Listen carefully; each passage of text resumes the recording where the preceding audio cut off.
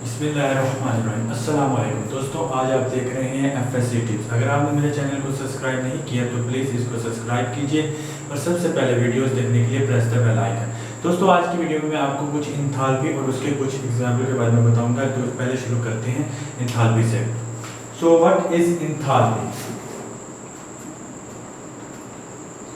Enthalpy, अब हम पहले इसकी डेफिनेशन को समझते हैं, तो उसके बाद इंशाल्लाह आपको समझ आएगी। वो कहता है कि the total heat content of a system is called enthalpy. The total heat content, the total heat content of a system is called enthalpy. ठीक है। अब दोस्तों वो कहता है कि जो टोटल हीट कंटेंट, जो सारी हीट होती है किसी भी सिस्टम की, उसी को हम इंथाल्पी कहते हैं। एक अनदर भी डेफिनेशन है इंथाल्पी का, वो भी है। वो कहता है कि जी enthalpy is equal to internal energy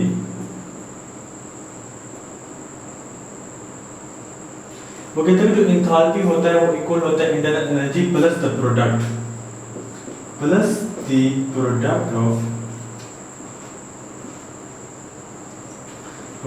of pressure and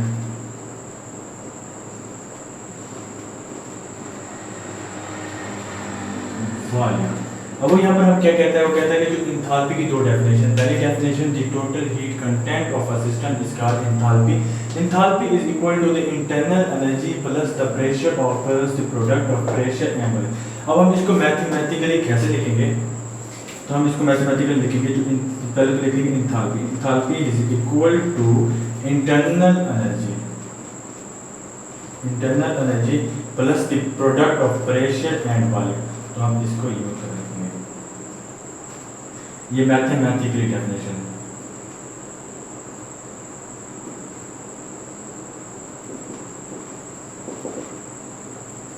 ठीक है। अब इसके बाद हमें एक बात याद रखनी है कि जो इंथाल्पी है वो डायरेक्ट किसी भी सिस्टम की नहीं होती, उसकी चेंज इन इंथाल्पी हमेशा मेजर होते हैं। तो ये हमारे कहने का मतलब ये है कि जो इंथाल्पी ये है ये कभी भी मेजर नहीं होती, लेकिन जो ये होता है ये हमेशा मेजर हो जाता है। तो अब इसके बारे में थोड़ा सा आगे शुरू करते हैं। पहली चीज आप देखें जो ये है, अब हमने यहाँ पे इसकी मैथमेटिकल रिक्वायरमेंट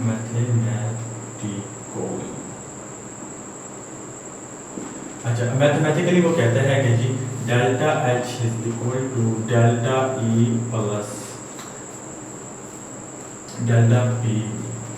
ठीक है। अब हम इसको कैसे करते हैं? इसको बोलते हैं delta H is equal to delta E plus delta P V plus, अब इसको खोल के करेंगे तो एक मतलब डेल्टा इसके साथ नहीं लगाना, डेल्टा लगाना, एक मतलब इसके साथ डेल्टा लगाना, तो ये डेल्टा वी एंड। ठीक है। अब यहाँ पर जो है वो प्रेशर को हम कांस्टेंट करेंगे, तो हम लिखेंगे delta H is equal to delta E plus delta V and P. ठीक है। तो ये जो था ये हमने जो इसको है वो यहाँ पर जीरो कर दिया, तो हमारे पास ये इक्वेशन है। अब इसके बाद हम लेके आते हैं फर्स्ट लॉ ऑफ थर्मोडायनामिक्स को। इसको फर्स्ट लॉ ऑफ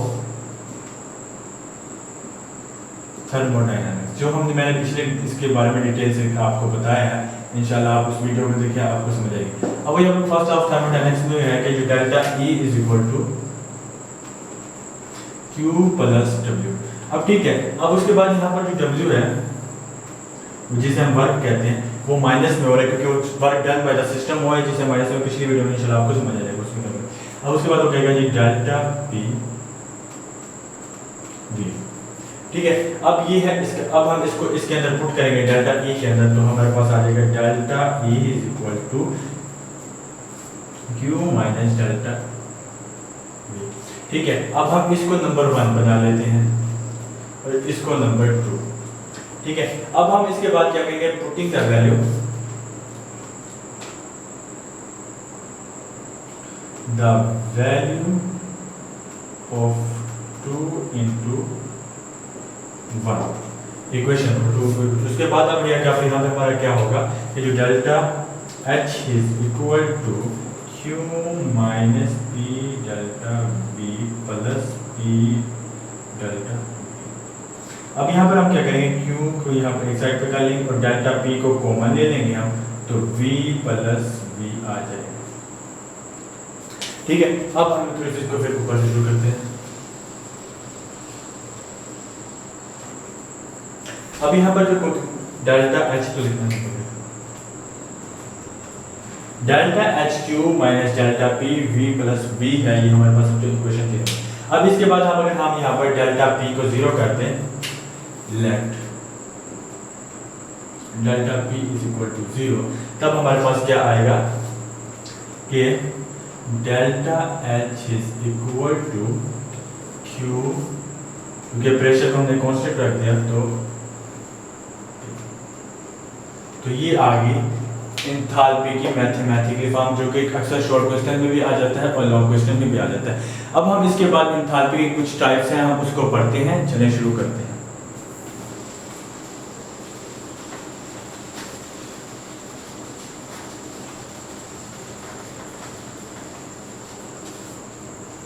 ठीक है, अब यहाँ पर हम पढ़ते हैं एंथैल्पी ऑफ रिएक्शन। वो कहते हैं कि जी the standard enthalpy of a reaction is the enthalpy changes occurs when a certain number of moles has indicated by the balanced chemical equation. Balanced chemical equation you get completely to give product under standard condition. अब यहाँ मैं definition को लिखता हूँ, इंशाल्लाह उसके बाद मैं आपको समझाता हूँ कि इसका मतलब क्या है। वो कहता है कि जी the standard enthalpy of reaction is the enthalpy changes occur, वो कहते हैं enthalpy changes occurs when certain number of moles of reactant जो रिएक्ट करने के लिए बनाए गए reactant has indicated bye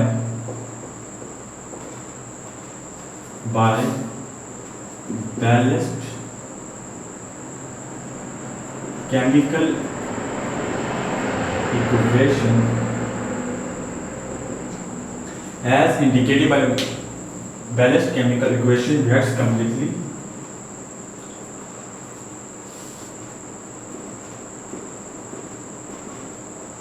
to give products under standard condition। इसके अंदर स्टैंडर्ड कंडीशन के अंदर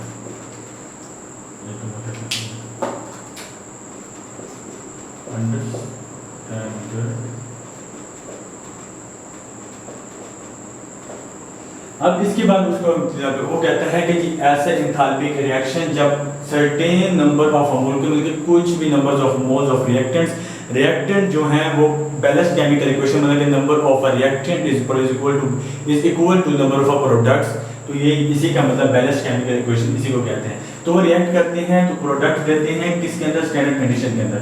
फर्स्ट ऑफ ऑल हमें इसकी स्टैंडर्ड कंडीशन को समझना है। मैं आपको बताता हूँ स्टैंडर्ड कंडीशन क्या है। यहाँ पर जिनकी स्टैंडर्ड कंडीशन है वो ये है कि 25 degree Celsius and 1 atmospheric pressure, ये है स्टैंडर्ड कंडीशन।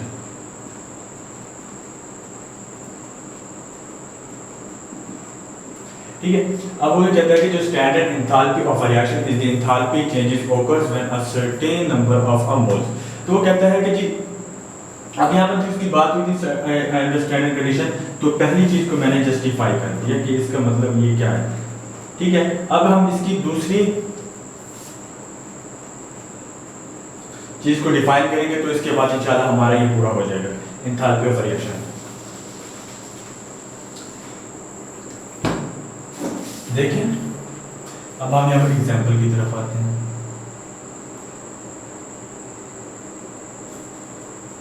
वैसे तो इसकी बहुत सारे एग्जांपल है, लेकिन हम यहाँ पर जो एग्जांपल देंगे वो 2H2 plus O2 is equal to 2H2O। ठीक है, ये देखें number of moles of reactants has indicated by the balance chemical equation. तो ये भी बैलेंस केमिकल इक्वेशन की number of product is equal to number of reactant is equal to है number of product. ठीक है, अब हमने यहाँ पर दो चीज़ों को डिफाइन कर लिया, मैंने इसको भी कर दिया, जस्टिफाई कर दिया, इसको भी कर दिया कि रिएक्टेंट्स जो मिलकर प्रोडक्ट बनाते हैं वो बैलेंस केमिकल इक्वेशन होती है, और इसकी जो अंडरस्टैंडर्ड कंडीशन है वो है 25 सेल्सियस एंड 1 एटमॉस्फेरिक प्रेशर। इसके अलावा हम 298 केल्विन भी कहते हैं, क्योंकि जो केल्विन होता है वो 273, उसके अंदर 25 से जो हम जब डाउनलोड करेंगे तो 298 बन जाएगा। अब इसके बाद हम थोड़ी सी और बात करते हैं number of products, number of reactant. अब इसके अंदर जो चेंज इन एंथैल्पी है वो क्या है? वो है -285 किलो जूल पर मोल। अब देखिए कि आप कहेंगे कि यहाँ पर माइनस क्यों आया, क्योंकि ये एक्सोथर्मिक प्रोसेस है, और एक्सोथर्मिक में क्या होता है कि एनर्जी रिलीज होती है, और दूसरी बात bound formation is always exothermic process. तो यहाँ पर जो है ये बाउंड बना है ना कि टूटा है, इसी यहाँ पर जो है बाउंड बना है ना कि टूटा है, इसी वजह से यहाँ पर -285 किलोजूल पर मोल है। ये थी हमारी एंथैल्पी ऑफ रिएक्शन। अब इसके बाद हमारा दूसरा आता है वो है एंथैल्पी ऑफ फॉर्मेशन। अब इसके बारे में थोड़ा सा बात करते हैं।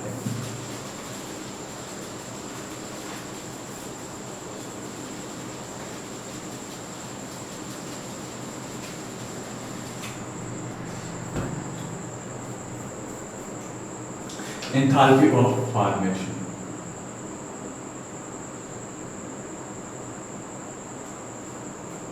अब ये देखिए जहां पर बात आ जाती है फॉर्मेशन की, तो हम इससे पता चल जाता है कि यहाँ पर कोई ना कोई चीज बन रही है। तो एंथैल्पी ऑफ फॉर्मेशन, इसका तो हीट कंटेंट हो गया, इसका मतलब ये हुआ कि हीट कंटेंट किसी भी चीज का बनेगा। अब हम इसकी डेफिनेशन को देखते हैं, कहता है कि the standard enthalpy of formation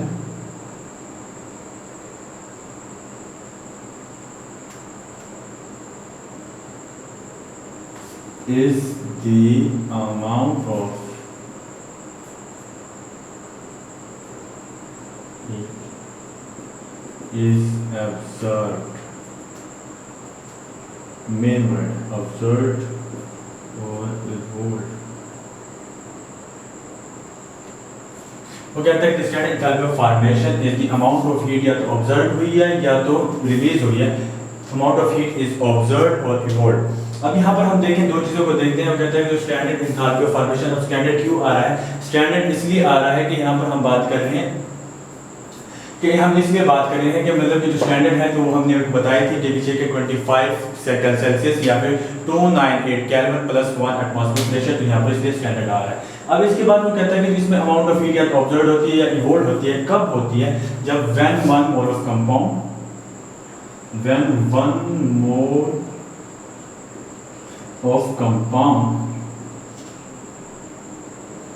is formed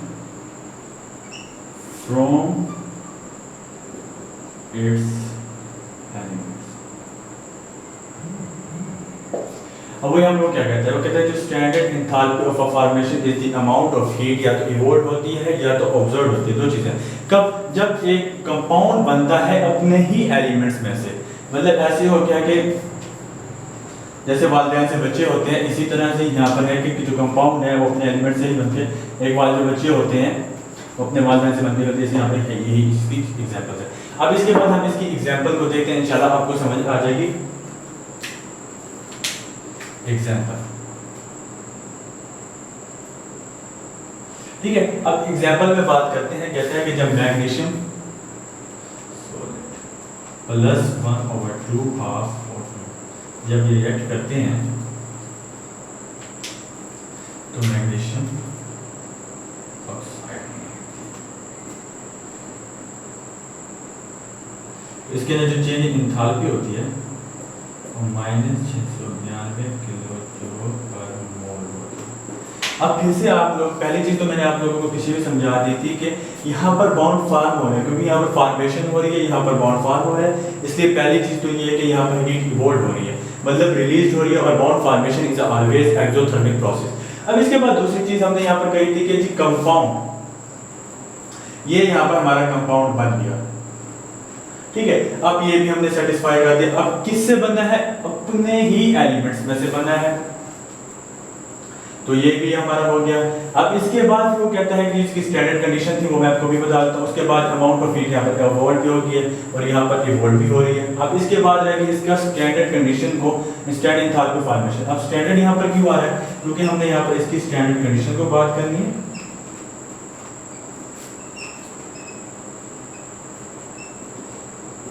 जो कि दो है।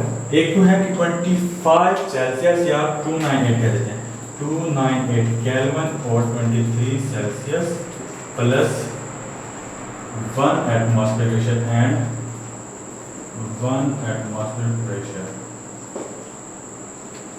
तो ये था दोस्तों एंथैल्पी ऑफ फॉर्मेशन। अब हमने आज की वीडियो में आपको बताया कि what is enthalpy and what is enthalpy of a reaction and what is enthalpy of formation. ये तीनों बोर्ड के इंपॉर्टेंट लॉन्ग को एक तो लॉन्ग क्वेश्चन है जो कि एंथैल्पी है, वो शॉर्ट भी आता है कभी कभी, उसके साथ या तो फर्स्ट लॉ ऑफ थर्मोडायनामिक्स आता है, जो कि मैंने आपको पिछली वीडियो में बता दिया। अब यहाँ पर जो है ये तीनों शॉर्ट क्वेश्चन है, और इंशाल्लाह अच्छे से तैयार करेंगे तो आपके नंबर पूरे होंगे, और इसी तरह लिखना है आपने।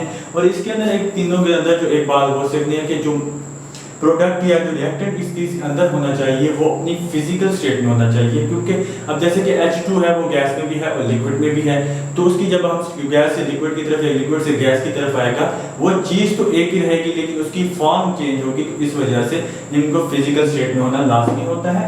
तो दोस्तों ये थी आज हमारी वीडियो। उम्मीद करता हूँ आपको मेरी ये वीडियो पसंद आई होगी। अगर आपको ये वीडियो पसंद आई हो तो प्लीज़ सब्सक्राइब कीजिए माय FSC टिप्स चैनल को। अल्लाह हाफिज़, शुक्रिया।